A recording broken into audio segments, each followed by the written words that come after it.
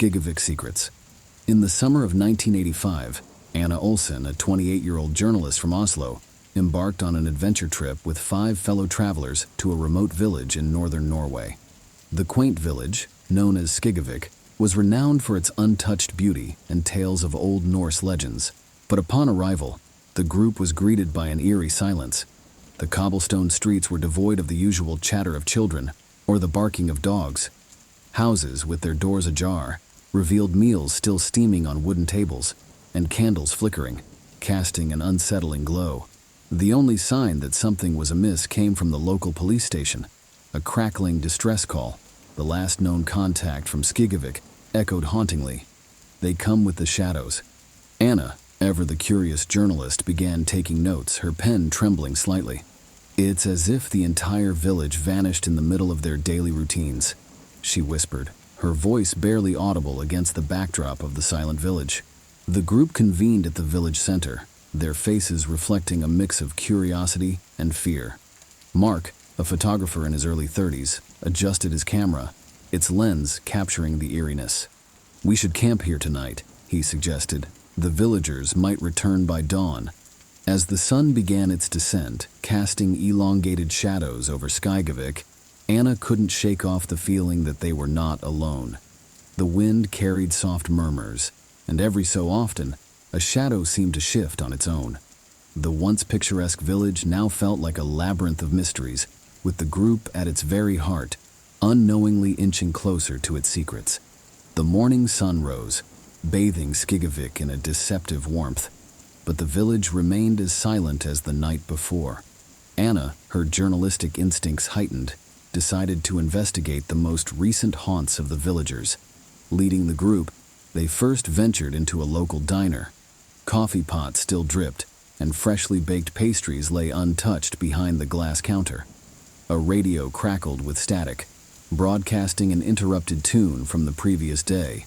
Mark, ever eager to document, clicked photographs capturing the diner frozen in time. "It's like they were all pulled into another realm," he murmured, the weight of the situation evident in his voice. Venturing further, they stumbled upon the village's small school. Children's drawings adorned the walls, showcasing happy families and vibrant landscapes. But one drawing stood out, a dark, looming figure overshadowing the village, its eyes a piercing white. Anna's attention, however, was diverted by a soft humming coming from the library next door. The source was an old gramophone, its needle stuck in a loop. As she silenced it, her eyes caught a series of old newspapers and journals. Flipping through them, she discovered reports of similar eerie occurrences dating back decades. Every 50 years, to be precise, the village seemed to experience a night where its inhabitants disappeared, only to reappear at dawn. As evening approached, the group gathered at the village square, pooling their findings. They found personal belongings scattered across homes, wallets filled with money, and even a lit pipe resting on a park bench. "There's a pattern," Anna concluded, holding up the old journals. "We're in the midst of a phenomenon that's been happening for centuries." The realization was chilling, and as the sun began its descent once again, the group braced themselves for another night in the enigmatic Skyggevik. As the group delved deeper into the mysteries of Skegovic, the village library became their main focal point. The dusty shelves, lined with ancient tomes and scrolls, seemed to hold the keys to the village's secrets. Anna, her fingers stained with ink and age, read aloud from a leather-bound journal. Its pages told tales of a time when the village prospered beyond imagination, with bountiful harvests and joyous festivities. However, amidst these tales of prosperity, darker stories began to emerge. Legends spoke of the Night of Shadows, a cursed evening that enveloped the village every half-century. The night was described as one where the boundaries between the living and the ethereal blurred, where shadows took form and whispered promises of power and wealth. One particular entry from a village elder in the 1830s detailed a pact made with these shadowy entities. In exchange for the village's unparalleled prosperity, every 50 years, the souls of Skegovic would belong to the shadows, only to be returned by dawn's first light. But the return was never without consequence, as each soul was said to carry a piece of the shadow realm with them forever changed. Mark, trying to lighten the heavy atmosphere, joked, Sounds like a hefty price for good crops. But his humor was lost amidst the tension. Anna, lost in thought, traced her fingers over an intricate symbol repeatedly drawn in the journal's margins. A circle encompassed by intertwining vines, with a singular eye at its center. The symbol resonated with her, reminiscent of the strange markings they'd seen around the village. As darkness began to creep in, the group felt an increasing unease. The tales from the past weighed heavily on their minds, intertwining with the present, and they couldn't shake the feeling that history was on the verge of repeating itself. The looming twilight cast a deep indigo hue over Skyggevik, and with it came an oppressive, almost tangible stillness. The group, having decided to camp together in the village hall, set up a circle of lanterns, hoping the light would ward off the encroaching shadows. Anna, her journalist's heart still beating strong, set up a tape recorder, capturing the ambient sounds of the night. The soft crackling of the lanterns, the distant rustling of trees, and an occasional whisper that seemed to come from nowhere and everywhere at once. Mark, always behind his camera, started recording video, panning across the dimly lit hall and occasionally zooming into the windows, trying to catch any anomalous movement. "This will make one heck of a documentary," he remarked, trying to mask his growing anxiety.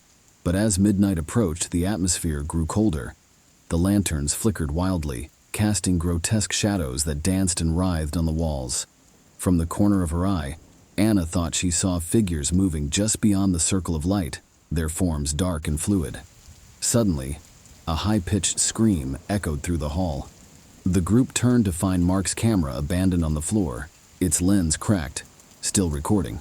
The viewfinder showed the last thing Mark captured, his own face, pale and contorted with fear, before being swallowed by darkness. The group, paralyzed by terror, clung to each other. The whispers grew louder, now resembling chants in an ancient, indecipherable language. As dawn's first light began to pierce the horizon, the shadows receded, and the chants faded. But Mark was gone. The only testament to his presence the previous night was his broken camera and a single chilling frame frozen on its screen. The symbol Anna had discovered in the journal, glowing ominously in the dark. The disappearance of Mark cast a shroud of dread over the group. The once curious adventurers were now prisoners of their own fear, trapped in the enigmatic village of Skegovic. As the day progressed, the group decided to stick close, ensuring no one was left alone.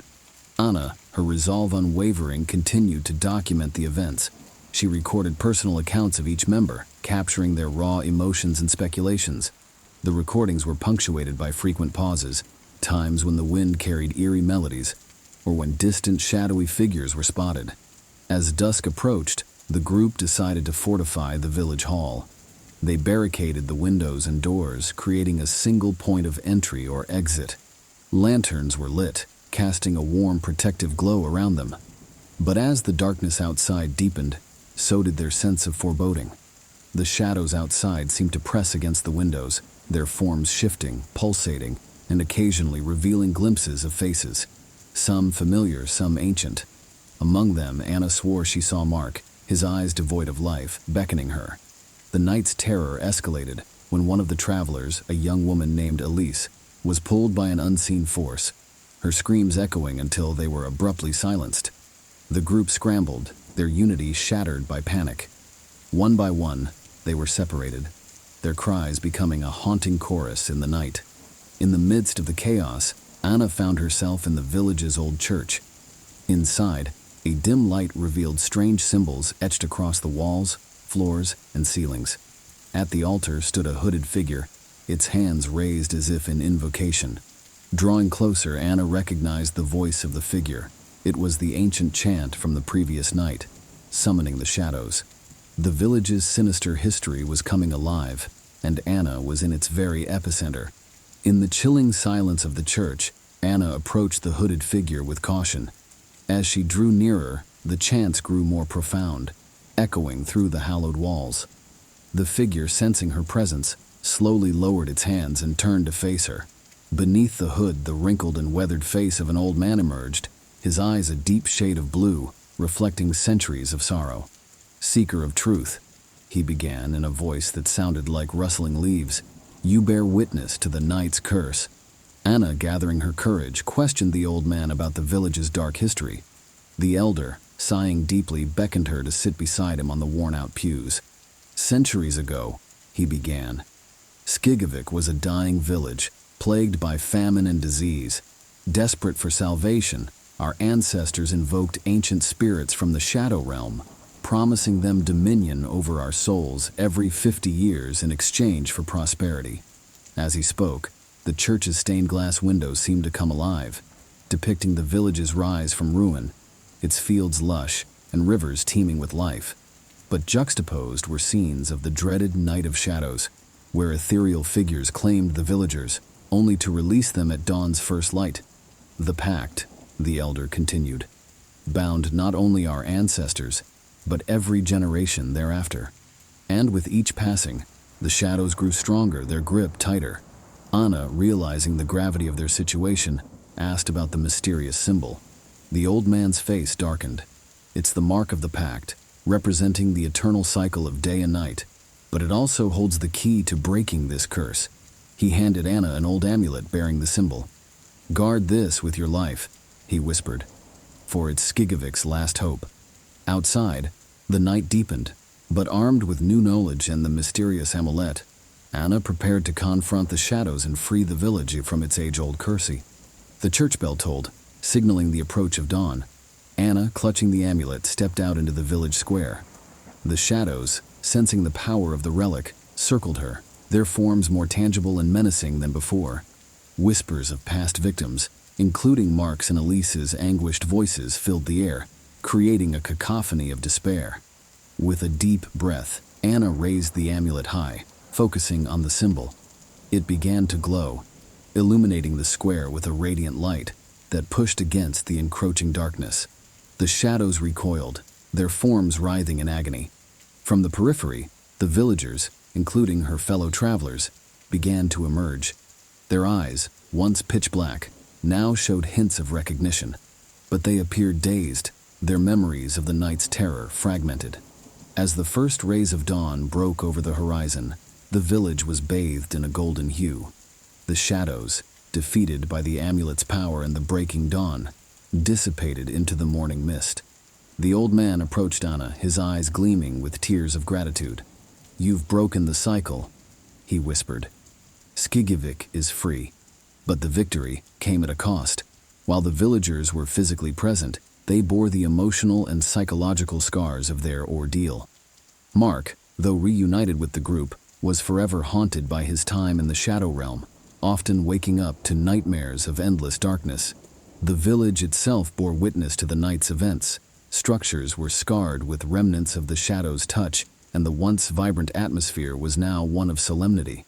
Anna, her journalist's spirit intact, documented the events, ensuring that the tale of Skeggevik's cursed nights and the dawn's revelation would never be forgotten. The amulet, its purpose served, was enshrined in the village church, a testament to the night when darkness was vanquished by a beacon of hope. Years after the harrowing events of Skyggevik, a group of hikers stumbled upon the now deserted village. Nature had started reclaiming its territory, with ivy winding around the rustic homes in the village square overtaken by wildflowers. The only structure that stood untouched by time was the village church, its doors invitingly ajar. Inside, atop the altar, they found a journal with the title, "The Knights of Skegovic," embossed in gold. The pages detailed the village's history, the shadowy pact, and the climactic night when the curse was lifted. The entries were penned with precision, bearing the hallmark of a skilled journalist. The final pages, however, were filled with hurried scribbles, diverging from the meticulous narrative of the previous chapters. The last entry read, "Months have passed since that fateful dawn. The village may be free, but the shadows, they never truly left. They lurk in our dreams, in the reflections we catch in mirrors, and in the fleeting moments between sunset and twilight. I fear that while we may have broken one cycle, another has begun." The amulet, though powerful, was not a permanent solution. Below, in an even shakier script, "The shadows are real. They're within us, lurking, waiting.